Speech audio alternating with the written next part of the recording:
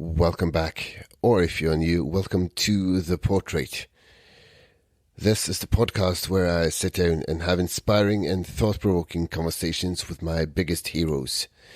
Those who greatly influence and inspire me, who make me think, and helps me better understand the world I'm living in. My name is Mats Losse Jangås. I'm your host. I'm a Norwegian independent journalist, actor, activist, and I'm deeply curious as to what experiences, what knowledge and what strength shaped those I admire. My guest at this time, poet, writer, and activist Shay Alexi joined me all the way from the US right before their newest book, their first full-length collection, Unbridled, was about to be released. Being introduced to their poetry through Song of the Pretty Bird, it literally knocked the breath out of me. I had never before or since heard someone speak so eloquently and beautifully painfully about trauma and injustice. This conversation was recorded some time ago. I always intended to release it as the book came out, but working on a very difficult but important documentary took all my focus. Finally, I get to share this inspiring and emotional conversation with one of my greatest sources of inspiration. Their poetry even inspired my own documentary dealing with the aftermath of sexual assault, where I even interviewed my own rapist 11 years after the fact. And this also shaped some of the content of this episode, this conversation. We talk a lot about dealing with trauma, about pain, and how we can use our own voices to hopefully change, if not the entire world, then at least our small part of it. I'm so deeply honored that Shay Alexi chose to spend an hour of their time with me to share their experiences, their knowledge, and their strength. I hope you're able to take some small part of this and apply it to your own life, whether you're listening to this at your podcast host of choice or watching it on YouTube. Without any additional ados being furthered, here is Shay Alexi.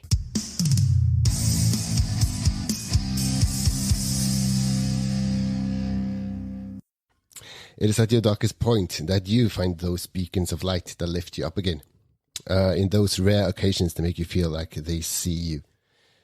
Like they come down to meet you at your level and bring you back up to theirs. On even rare occasions, they actually do see you. One of those occasions was the first time I saw the spoken word performances of my next guest, they being one of my beacons. Shay Alexi is a multidisciplinary artist and writer. Their take no prisoners attitude to poetry knocks the wind right out of you and leaves you breathless. The new book Unbridled is available to pre-order, and I'm truly honored to see that Shay is joining me right now. And if you'll pardon my French, how the devil are you doing? I'm all right. Thank you so much. I'm glad to be joining you.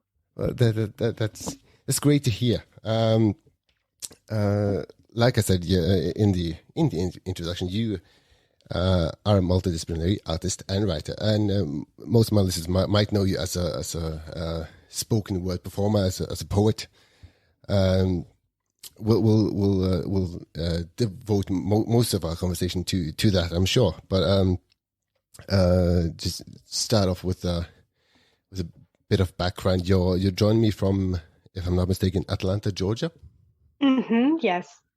I've done the research. I've done research to the extent that I know where you join me from, but haven't got the faintest idea where that is in the US. I'm sorry. Sure, no, that's okay. It's in the south. It's in the southern region. Mm-hmm. Okay, that's what we here in Norway might call the Bible Belt. So the religious.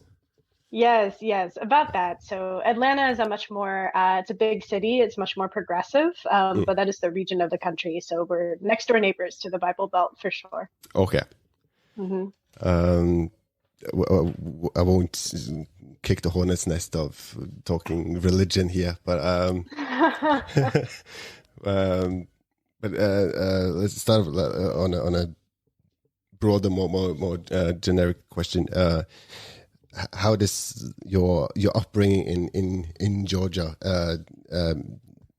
make you into the person you are today? Great question. So Thank you. I'm from the north originally. I'm from Michigan, which is like right Okay. along the northern line of the US. Mm, And then I moved down to Georgia after school for a job opportunity, working in a theater, mm, sort of slightly outside of the city where I live now. It's interesting though, I think there are so many different cultural influences in America that are very regional. So, depending on where you are, you can have a very different experience of what it means to be culturally American. mm. And, I think America has a very strong history of violence that's really close to the surface in the South. That the Sure. history is right on the surface. There's a real awareness of the Civil War and other acts of great violence that occurred here.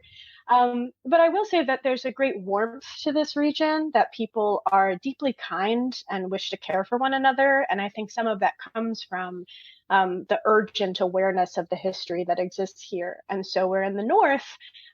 There's a lot of kind of surface level politeness. I find that in the Mm. South, there's a real deep commitment to showing up for one's community and for your neighbors and for supporting one another just as people in the world. So that has deeply influenced my writing and sort of my coming of age into adulthood, living in a place where people show up for one another and there's really a deep kindness. And I'm grateful to get to be in community with people like that. Yeah, and well, might just be my interpretation of it, but my reading of your poetry, let's say, is often quite the opposite of people not backing each other up and Mm-hmm. individuals having to fight for their own basic rights, Mm-hmm. and being seen, being heard. So is that counterintuitive? Counterintuitive. Let's rephrase that. Is that intentional? Yeah, yeah. I mean, I think my work has changed a lot over the years. I'm very grateful for the works of spoken word poetry that have been so prevalent on the internet and the people who have felt that that spoke directly to them. That's very moving to me, and it's a great honor to have my work held in that way. Mm, And I think the place I was in the times that I was writing spoken word poetry specifically, as opposed to now, I still perform poetry, but I write a lot more on the page and in a more traditional book form. I was navigating a lot of the frustration and the anger that comes with individualism. When you mm, do experience violence, when you do experience oppression, and it does feel like a fight to make yourself heard, to declare that you deserve safety. It's a very difficult space to be in. And it is one that is so individualist because you're focusing on your own individual needs to be safe in the world. And so sure. I'm glad now to be able to have a wider lens where I can still speak to that and still experience that and also have a stronger understanding of collectivism and the need for a community. And so I feel that my work is a little more balanced now in terms of my perspective, but I'm very Mm. glad for the time I spent really giving voice to that individual struggle. Yeah, and what a voice you give. Well, let's just uh, no bones about it. Your spoken word performances has been viewed millions of times on YouTube, and that's no exaggeration. That's a literal fact. So your audience is vast, and you reach out to our generation, let's say, in a way that maybe more mainstream literature might not be able to, in a way that Mm-hmm. is really intimate, and you still get the fire, that passion, of course, and you get people snapping their fingers and identifying with what you're saying, but it's more intimate, it's more direct when you're standing 6 feet from you and listening to you Mm-hmm. tell your story. Yeah, So yeah, and I think that's a beautiful thing about that form of storytelling is how mm, intimate it is and how you can feel a real personal connection with the artist, regardless of the venue in which you hear the piece. yeah, and I think well, at least the one that caught my attention first was "Song of the Pretty Bird," and that is a gut punch, and I mean that as a true compliment. But also being, let's just rip the band-aid off. Being a guy who's a survivor of sexual abuse and rape, listening to that poem for the first time, I immediately felt as though we're telling the same story in a way, regardless of the fact that we're different genders and different cultures and we're oceans apart. I felt like we spoke the same language in a way. Mm-hmm. The Song of the Pretty Bird. I've lived 20 pretty bird years of this great big pretty bird life, and I think I pretty bird pretty much know what I'm talking about. People like to poke fun at my pretty bird, pretty preening, at my pretty bird, pretty feathers, but look at my long, clean coat, at my pretty bird, pretty pink legs. Well, we'll get more into the technicalities and the practicalities of it, but what has been the most challenging aspect of performing spoken word like Song of the Pretty Bird?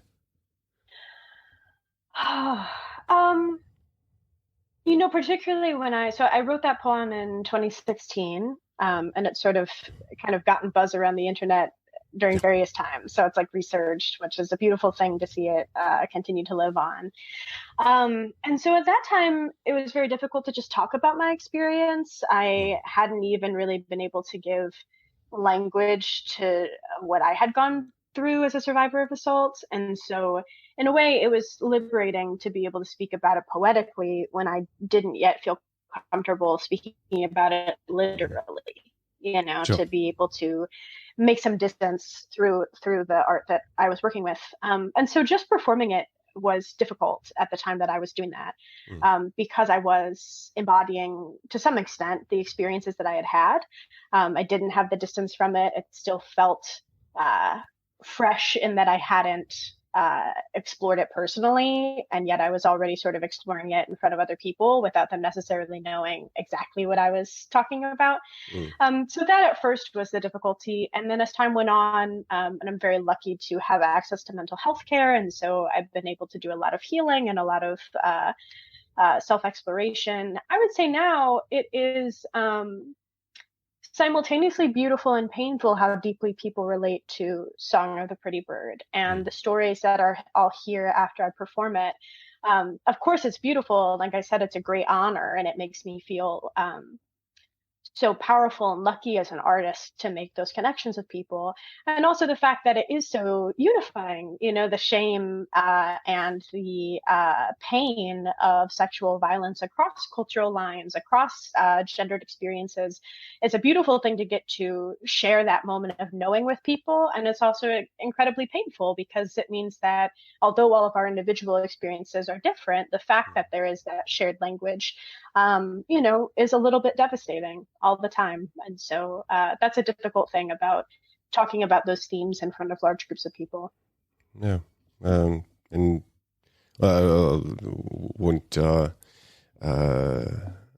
won't force you to go any deeper into anything unless you want to, but doesn't it feel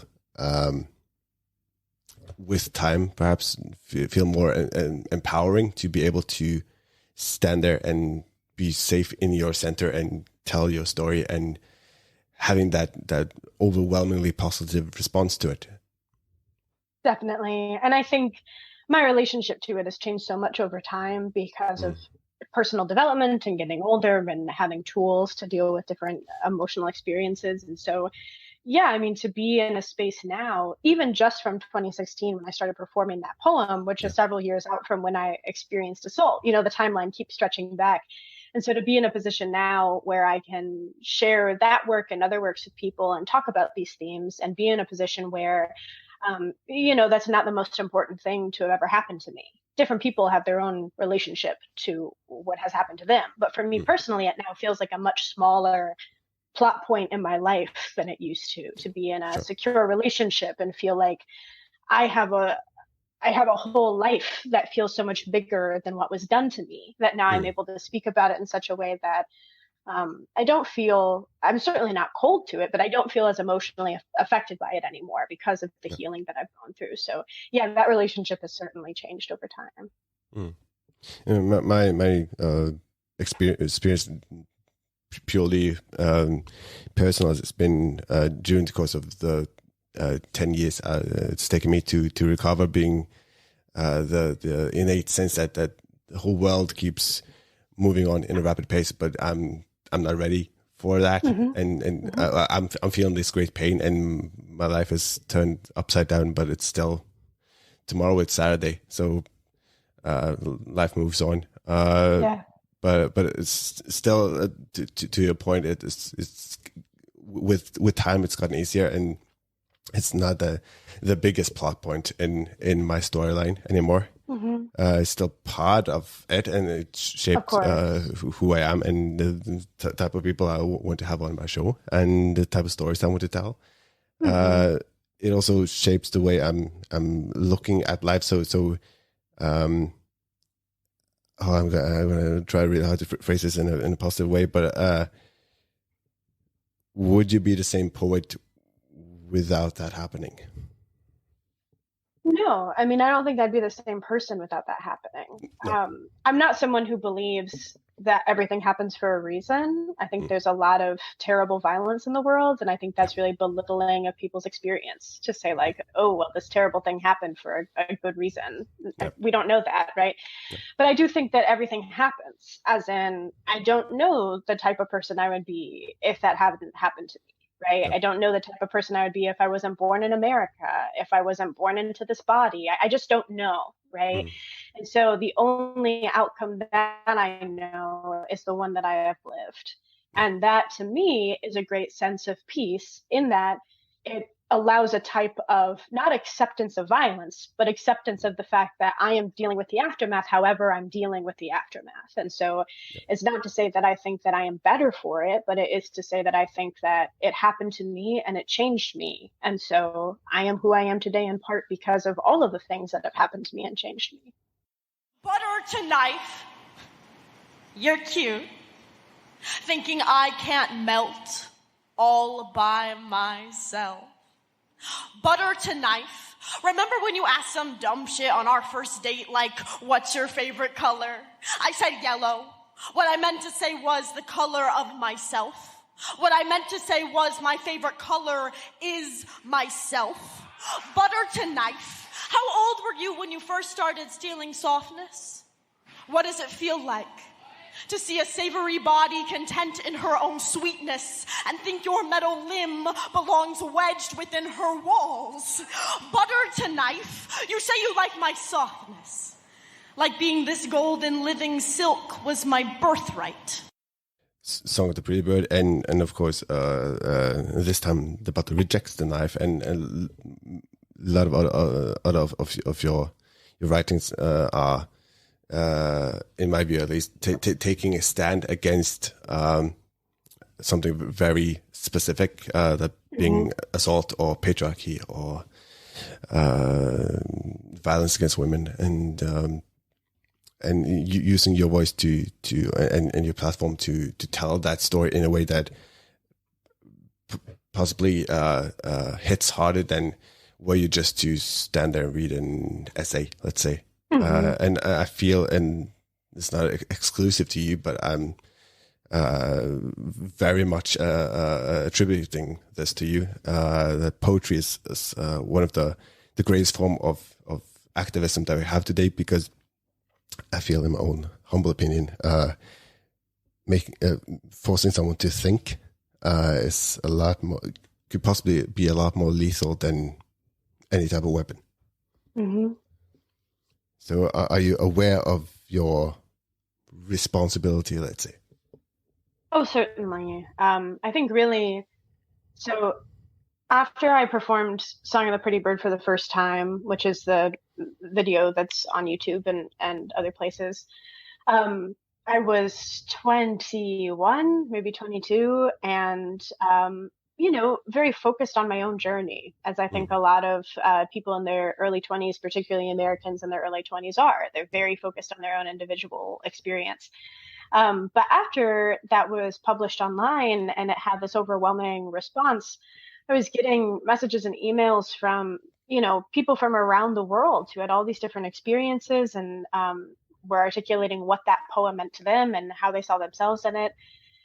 And it was really this very humbling moment of feeling exactly that responsibility. The fact that a 16-year-old from Argentina could see themselves in this poem, and my 50-year-old aunt who lives in Iowa, which is middle of America, cornfield, nowhere, could see herself in this poem. I was suddenly abruptly aware of exactly what you're speaking to, of the fact that the written word and performance, and the power of those two art forms together, has a really unique ability to affect people deeply. And so that was really an epiphany for me, of recognizing that, although to me it just felt like something I wrote and had the honor and the opportunity to perform and enjoyed the experience of doing so, um, that had such a profound impact on so many people that I, as the writer, had no way of knowing until I put it into the world how it would fall into all of these individual lives. And so, yeah, I feel that responsibility profoundly. And I'm definitely a poet that writes with a knowledge of my audience. I don't really see, my art form is a personal experience, but I don't necessarily see the point of putting something into the world if I'm not actively thinking about the people that I'm going to share it with and how that relationship will exist, whether it's through a book or through a video or whatever it may be.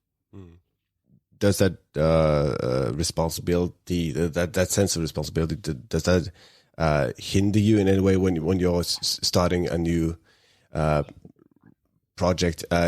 Does that knowledge of your audience and that acute awareness of your sphere of influence, does that make you think a bit longer before you put that last sentence onto the page? Yeah, I think my relationship with my audience feels like it falls a little bit further into my process. And so I try to write naturally of whatever comes to me, whatever comes out. And so that discernment really comes when it's time for publishing or sharing or recording or whatever the process might be in order to share with the world.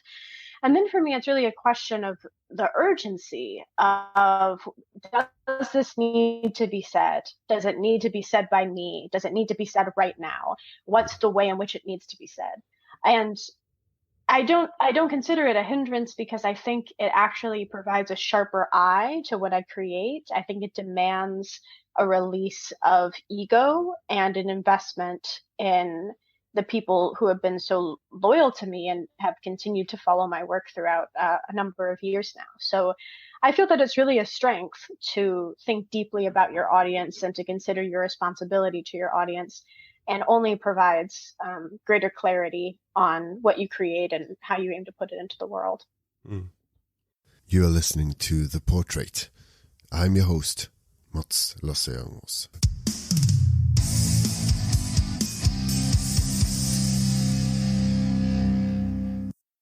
Alluded to the 16-year-old from Argentina and your aunt and your work spreading across the globe, even reaching as far as here in Norway, otherwise known as the edge of the known world.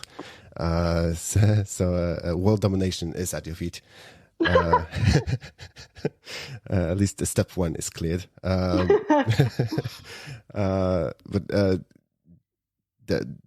does that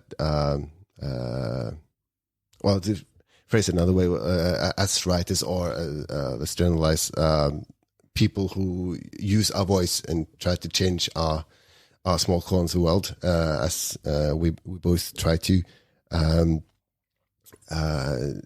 we're simply we're telling our stories and trying to present them in the best possible way, and present them in a way that most people will be able to understand, take something from that, and in turn change their mindset and their world. That's responsibility comes into it, and it doesn't necessarily alter the way you're writing or performing, but does that make you feel like you've seems a bit okay. Well, let's go for it.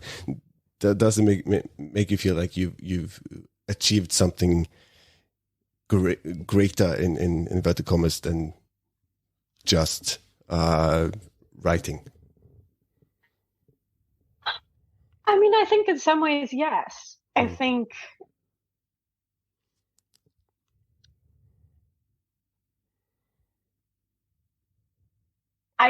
that it's deeply meaningful to me to get to have those interactions with people and know that I have touched their lives. Yeah. And I think greater, is relative because everyone has their own definitions of what success looks like to them, what achievement looks like to them.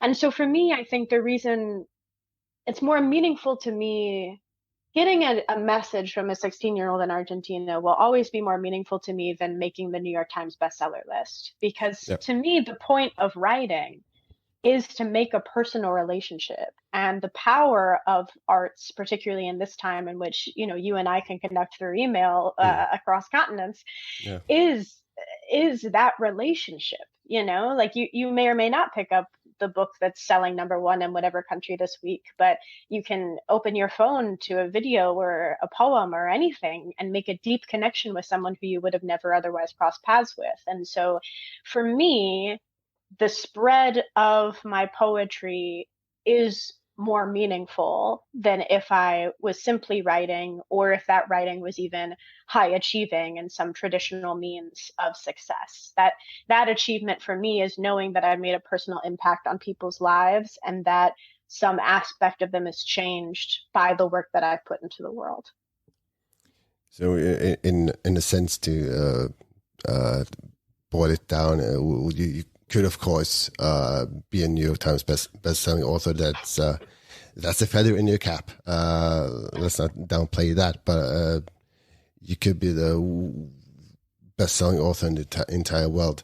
You might not get that same reaction or the same connection to that 16-year-old in Argentina as you would when you're being deeply personal and exposing your heart in a way. And telling your stories, of course, through poetry, but at least as a reader, as a viewer, as an audience, you feel that connection, as opposed to reading some author I won't name unless I get sued. So. You never know. You never know who might be listening, but you never know. No. But I feel at least that I feel a great sense of worth and accomplishment using big words. Listening to or reading your work than reading the next Dan Brown novel. Mm-hmm. So that being a great way to distract my mind, I'd rather have 5 hours on my couch reading your poetry and actually starting the mental process and in some ways healing, rather than just reading the next New York Times best-selling author. Yeah. So you're not lying awake at night regretting the fact that you're not making millions of dollars being on Oprah. Right. No. I'm definitely I'm not driven by money or those types of kind of traditional markers of success. I'm very lucky, and I recognize that I'm very lucky to be in a position in which I don't have to care if my poetry is particularly profitable. I have, a day job that's able to sort of keep the lights on and provide the basic amenities. And so I'm very lucky to be in that position. And I also consider that kind of core to my sense of ethics as a writer, is that I'm always more interested in having a smaller audience that I'm more closely connected to than, achieving all of the ivory tower sort of stuff that ultimately is, shiny, but doesn't necessarily curate intimate relationships that can really, create change. Yeah. And even the shiniest objects lose their shine in time. So yes, absolutely. you'll forgive me using flowery language if I have one of my favorite poets on. I can't help myself. You are listening to The Portrait. I'm your host, Mats Lasseangos.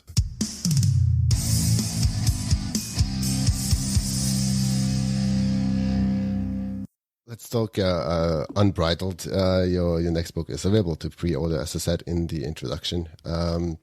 In the time between us talking and this episode being ready, their book has already been released. And in their first full-length collection, Shay Alexi dreams of a future that wants us back. Unbridled grapples with freedom under the confines of shame, capitalism, and mental illness. Vacillating between poetry and lyrical essay, Unbridled is an invitation to pursue a new world within our brains, bodies, and broader communities. To give our listeners just a taste, and if they needed another reason to buy the book, what would be the most, in your view, the most surprising element of that book for new readers? Well, similarly to my older work, deals with some heavier themes, deals with themes of mental illness and shame and sexuality. But it does so with a lot of really whimsical imagery, which is something I'm really glad that I've grown in that direction, where I'm able to sort of balance the tone of my writing with the seriousness that serious topics deserve, but also providing really rich imagery. So throughout the book, there is a repeated motif of astronauts in space and their poems that are about giraffes, but are also about mental illness. And they're poems that are about ancient Greek gods and the monsters of their mythology that are also about self-care and rest. And so what is surprising even to me when I go back to it, having worked on it for about a year at this point in the editorial process alone, is seeing those moments where very serious themes meet imagery that might in another context be seen as sort of light and whimsical. And I think it creates an opportunity for healing and joy, and also holding the weight of the more serious topics that are discussed throughout. Do you find it easier to write about difficult topics if you're presenting it in that, let's say, frivolous packing? In some ways, and in other ways, it's almost more difficult. I've always felt that magical realism is sort of more real than realism because of how we as humans experience the world. Sure. There's something, particularly as a poet who tends to be a pretty emotional person, the way I process a sunset is actually might be an emotional experience. So someone might say oh, the sunset is orange and pink and yellow. And that's true. But then the actual experience of it internally is something more complex than that in some ways kind of defies language. And so in that sense, I feel that we're early in my career with Song of the Pretty Bird, often the use of an extended metaphor or an image made me feel further away from the topics that I was discussing. Now, the use of imagery and whimsy actually allows me to get more specific about the feelings, the experiences that I'm talking about. So, there's a piece in the book that talks about the sexualities of animals and the fact that flamingos and albatrosses have same-sex mates in the wild. And so that sounds like, quite a frivolous, whimsical piece. But as I was writing it, I certainly shed a tear or two. And so I think it demands a different specificity, and it demands a different level of clarity and sometimes is actually more difficult to write because of the level of honesty that's required to make those images feel genuine and authentic. Might be difficult to say at this early stage before your audience has had the ability to read the book, but does that honesty come at a price? Does it is it draining or taxing or more emotionally difficult to write that honesty rather than tilt completely into the frivolousness of the fantastical worlds that you create? It certainly was a lot of energy for me. I wrote it largely over the pandemic, Mm, and I was deeply in therapy and just navigating a lot personally. But I think ultimately it tells a story of the fact that healing doesn't have to be perfect. It's yeah, really telling a narrative of getting better that isn't a before and after. You know, particularly in America, we have a real culture around illness that is either you're sick or you're well. You know, yeah, either you are bad or you're good. It's very binary. And so ultimately, I think it is a hopeful narrative because it's inviting us to imagine that healing might be more complicated, that there's mm, something to celebrate in the fact that I am better than I was last year. That doesn't mean that I'm better as in I'm healed. That means that I have improved and yeah, will continue to improve. And so it was exhausting for me to write because in order to learn that lesson, I was going through personal healing and experiences as I was writing it. However, ultimately, I think the experience for the reader is challenging our notion of that binary of being sick and being well and offering perhaps there's something in the middle in which you can continue healing even if you never reach the, perfectly formed new you on the other side. mm. I might be the completely wrong person to say this. I'm completely aware, but just picking up on that metaphor, should we then try to create a more non-binary world? I mean, I think so. I think obviously, case by case basis, I think you could take that into many different directions. Sure. But I think the concept that, we as humans put things into categories in order to understand them, to Mm, maintain our safety, to have like a conception of the world that makes sense. yep. And so there's a reason why we call an apple and an orange an orange. Mm, And then we crossbreed them and make something entirely new, yeah. right? So I think in general, I would hope that we are gaining the type of emotional intelligence over time. And of course, there are other countries and societies that are far ahead of Americans, and particularly this space. But I hope that we're gaining understanding over time that most of our experiences as humans don't fall into nice, neat categories. And it's okay to put a category on it in order to understand something.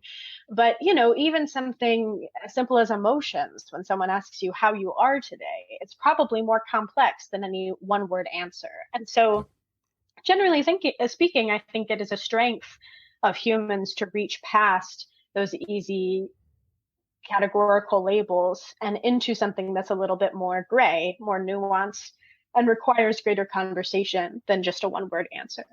Yeah. Isn't it then safer to, well, if you're asking someone, how are you today? You're sort of hoping that they just go, yeah, I'm fine. And then you can move on with the rest of your Right. day or the rest of your conversation. But if you get someone who's,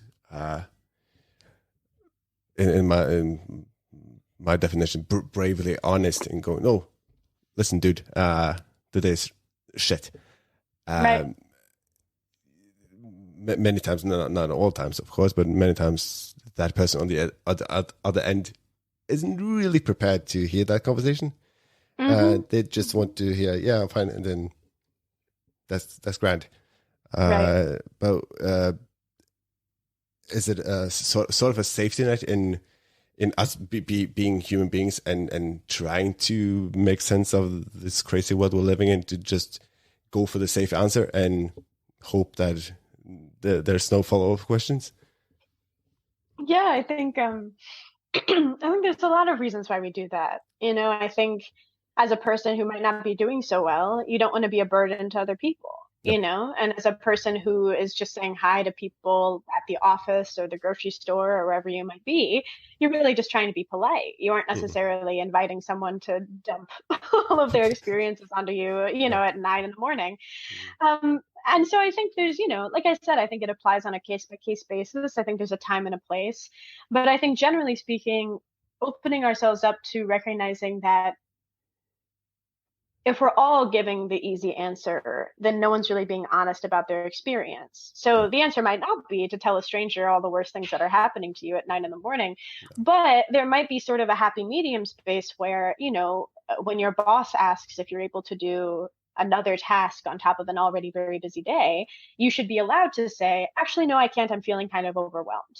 Yeah. You know, there should be a happy medium where we're able to be honest with one another in a way that serves us, and ultimately doesn't require us to be just one thing, you know, because that person, you could be overwhelmed today at work and still be great at your job. You know, you're articulating to your boss that you're not able to do that task doesn't mean that you are unable to do other tasks. So yeah, I think there's a time and a place, and there's a way to adopt a more fluid mindset that doesn't demand that we are brutally honest with one another in all ways all the time. Yeah.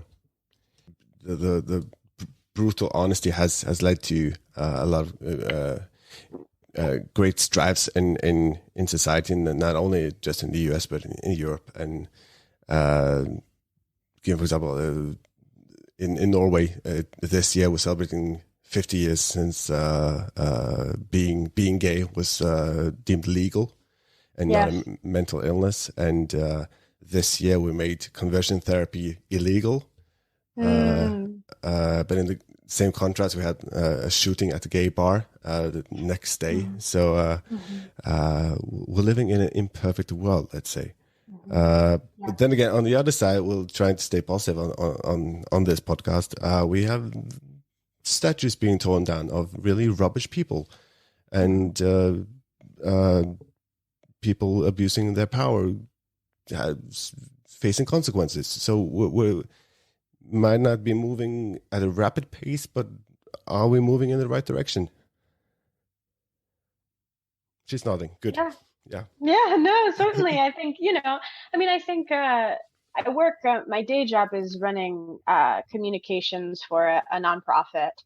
And the people who benefit from the services that we provide have a wide range of ages. And so I have a lot more intergenerational relationships than I did prior to working at this job. And so, I've connected with so many different people who are older than me, which really starts to shift your perspective of how far we've come and on what timeline, because, my partner and I are getting married this coming spring, and I'm talking to people at my work who, were together for years and years and years, who were only able to get legally, recognized as a partnership 20, 30 years into their relationship, And so I think certainly there is good to be found and joy to be found in the directions that we are all moving in. And the fact that there is some universal experience of that push towards, greater freedoms is beautiful.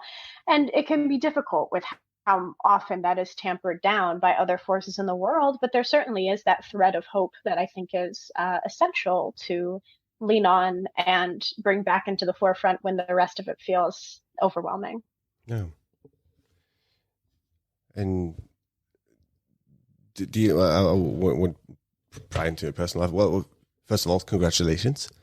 Thank you. Try to keep it on a micro level, then, but on a daily basis, what overwhelms you in a sense that doesn't render you unable to provide or produce, but just a sense that I need 5 minutes to catch my breath.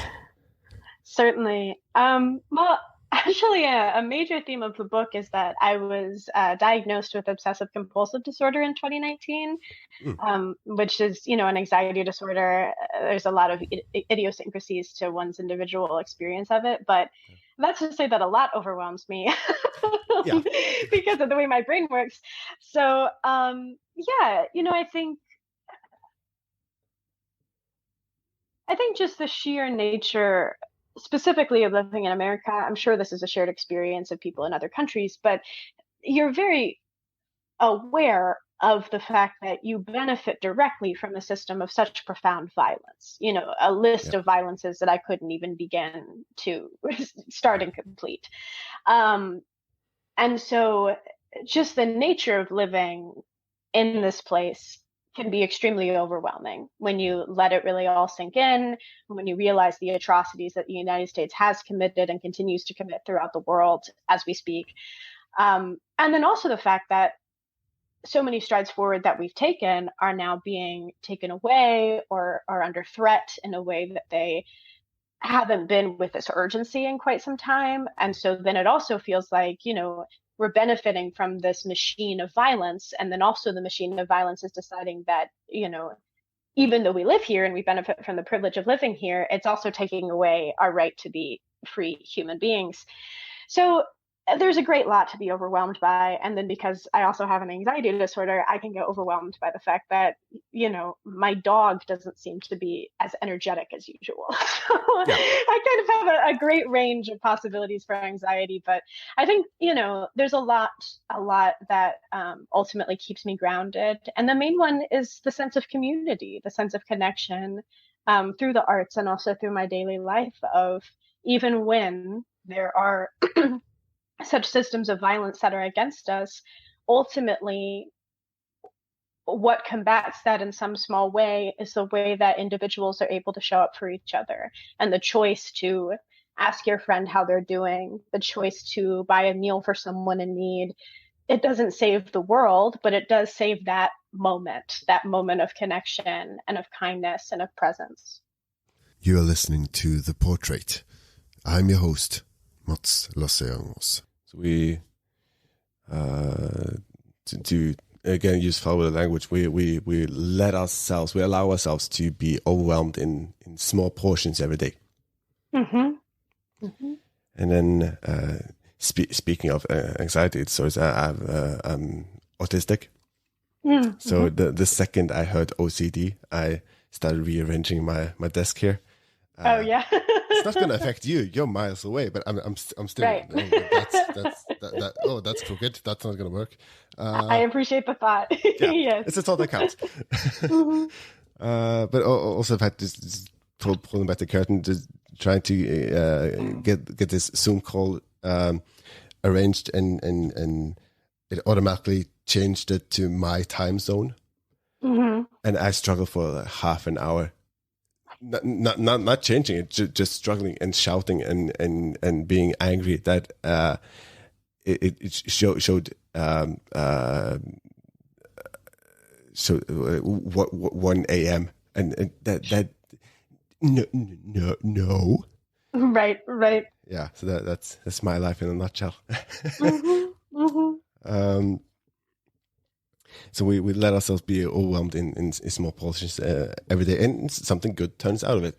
You did mm-hmm. show up, so it worked out. It all turned out. Yes. Yeah.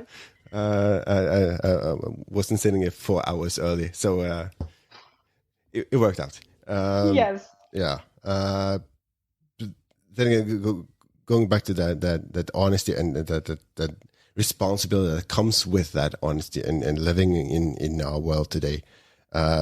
Being more honest and being more aware of injustice and wrongdoings.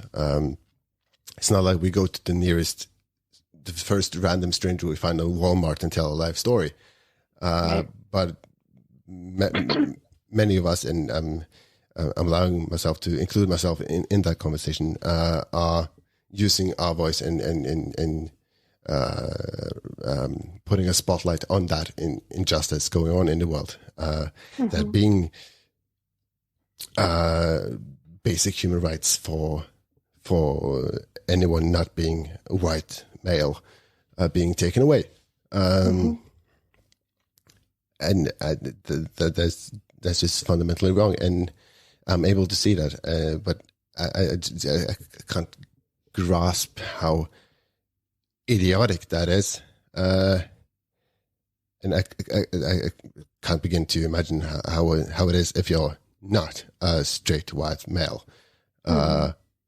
So going back to writing and poetry and using your honesty,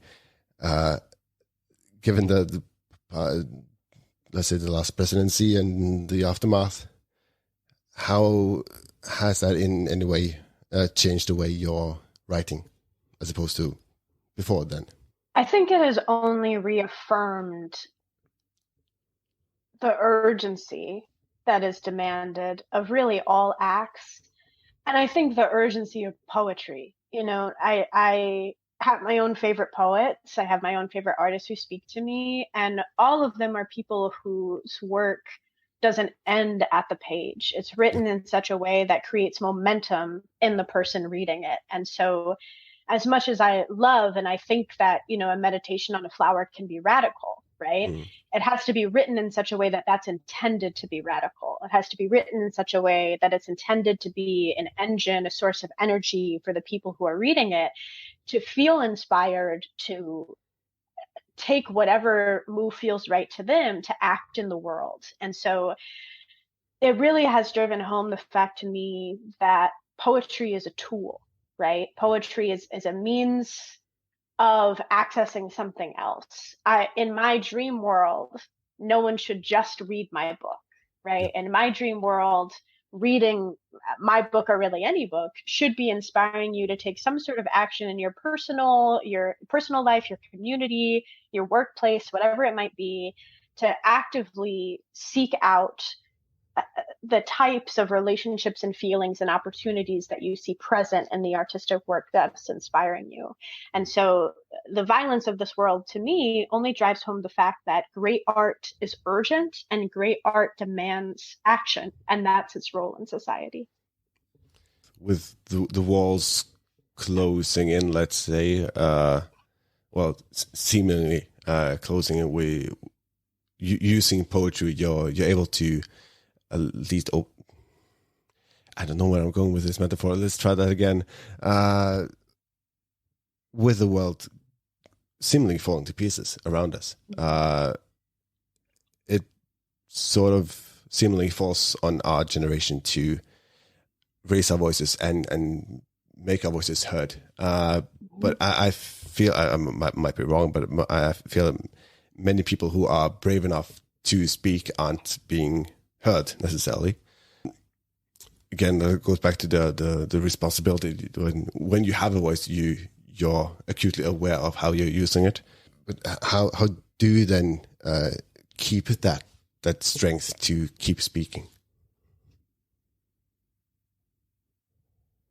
I always say that the best thing that happens to my writing is that I'm not doing it when I take long breaks and long pauses.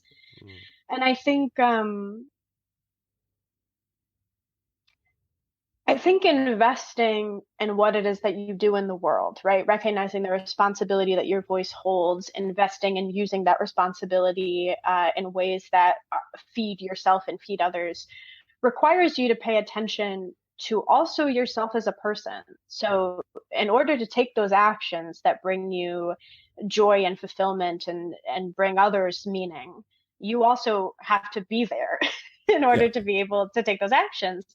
And so for me, the ability to continue showing up in a meaningful way and continue reevaluating what that means, I have to be okay. So I have to do the things that take care of me and be in touch with myself in such a way that I know that I can show up and be present at all the opportunities that I need to, particularly when talking about heavier themes and more difficult topics.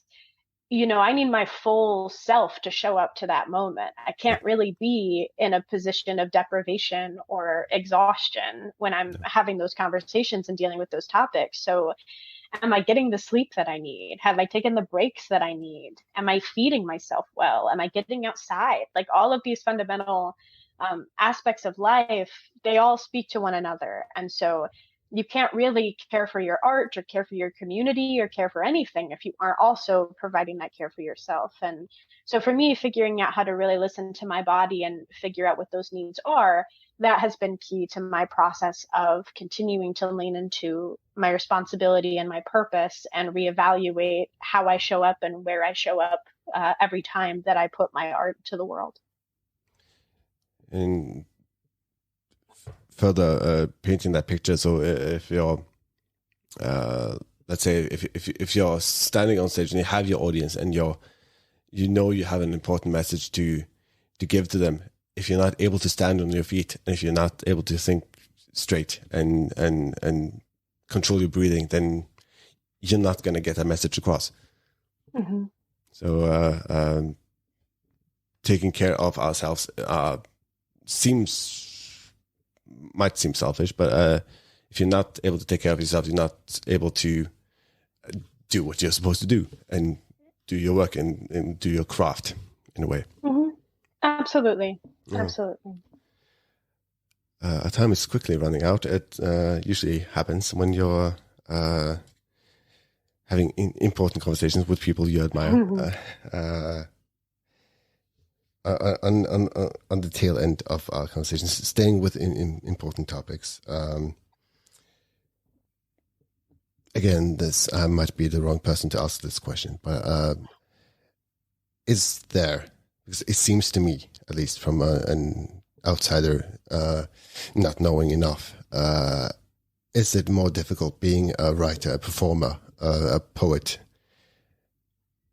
as someone who's not a cis white male, let's say? There are certainly difficulties. I think, everyone's individual experience is going to be individual. So Sure. I can't necessarily speak for other people who have shared experiences to me or different experiences from me. I do benefit from a phenomenal amount of privilege being a white person in America. And so it's never really been difficult for me to get a stage gig in terms of sending someone a portfolio of my work and getting to go perform. That's not really been a difficulty for me. And I also benefit from some class privilege in terms of being able to have the type of job where, the videos that you see of me performing, I typically have taken off time from work to go to an event where that's videotaped and then it goes online. And so people who are working jobs where they can't afford that type of absence wouldn't have that same flexibility. And so there are certainly privileges that I benefit from that have affected my ability to be successful in what I do. And then there are other ways that it is difficult. I've gotten really strange feedback from editors upon submitting my work about how my work is cheesy or saccharine. I've gotten those notes before. I've gotten odd responses to things in public. I've gotten harassed at shows. Like, these are all parts of the experience. And so it is sort of a strange tightrope to walk, in that, there are ways in which I have profoundly benefited, and I'm, both complicated, like grateful for the benefit and also aware that the benefit comes as a result of violence. And also there are ways in which my experience is shaped by the ways that I don't fit the, cultural norm of what a writer is supposed to look like. So, I think it's a double-edged sword, and everyone's experience will be so specific to who they are and what part of the world they're doing what they do in. But yeah, there's certainly a bit of all things mixed together. Yeah. I think as we touched upon earlier, we make baby steps, but as long as we make those steps in the right direction, we're with the right intentions, we're not doing that much wrong, hopefully. Sure. In closing, and I realize that this might be a bit too big of a question to do in closing, but I'm sure many of my listeners listening to this and enjoying your work are asking themselves the same thing I'm asking myself now. What is the process for you of writing a poem, say Song of the Pretty Bird? Does it start with an idea, a metaphor, an image, or does it come from some outside incentive? I'm a very visual person, and so for me, it typically starts from an image that's compelling to me. And so then from there, it kind of builds out in an exploration of this image and what might it sound like and what is the musicality of it. I really imagine, even with the work on the page, I really imagine how it would read if I was performing it before an audience. And so it starts with the visual, and then it sort of becomes musical of what's the rhythm of the poem, how fast does it go, what are the line breaks, what's the energy that I'm trying to take the audience on. And then, once I sort of get past that initial aesthetic experience, then you get into the nitty gritty of what's a period and what's a comma and where does the line break come and how many syllables should this line have, and all of those more kind of, idiosyncratic line edits. And so it really starts as a visual experience and then kind of goes on a journey from there. That's a strange, strange in a good sense. Strange thing about doing research for our conversation today. I read through some of your my favorite poems of yours, and trying to extract that from the visual and trying to see if that made me feel something different. But I'm just finding myself sitting on the couch reading and snapping my fingers at the same time. So it really does translate even to the written page. So there's a lot of power in your writing, to be sure. And one of the talking of imagery and reading some of the pre and listening to it afterwards and watching it, the whole performance of it and your expressions, your emotion. Listen to that just made me think of I Know Why the Caged Bird Sings and Maya Angelou, and I'm happy to compare you with her, and in my own very humble opinion. So we spoke of what you want the readers to take from your book, but what do you personally want to have the lasting image when I close Unbridled?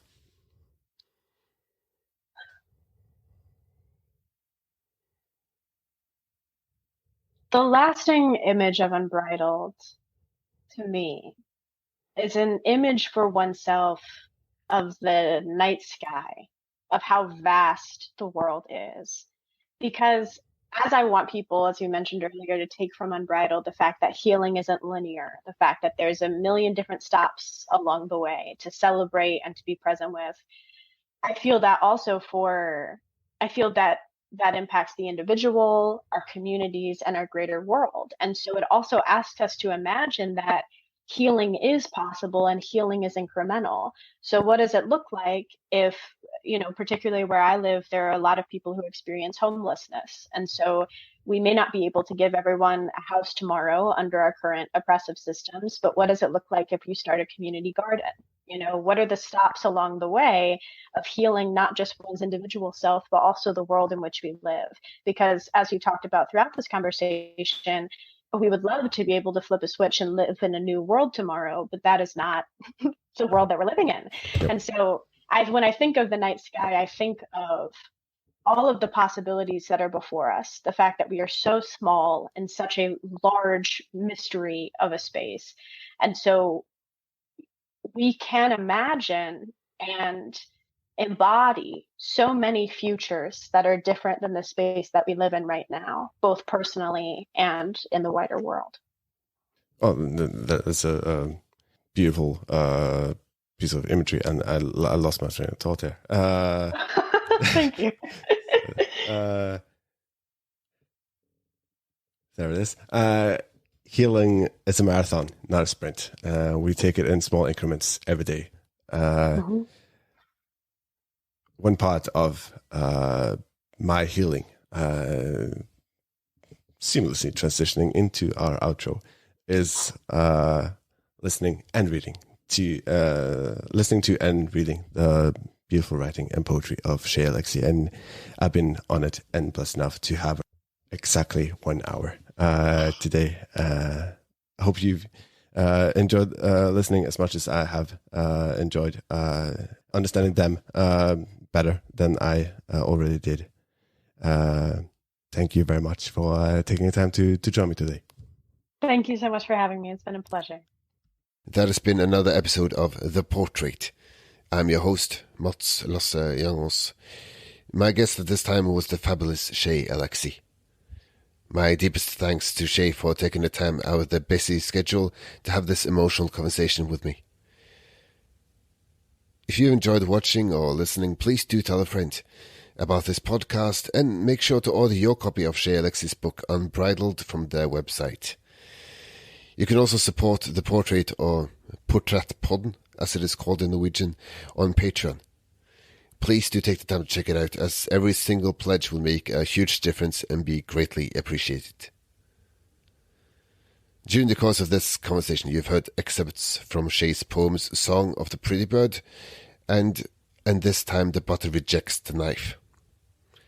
All poetry belongs to Shay Alexi and is solely used in an editorial context. The portrait works in accordance with the ethical code of practice of Norwegian press. Thank you for taking part in this conversation, and the portrait will be back with another inspiring episode real soon.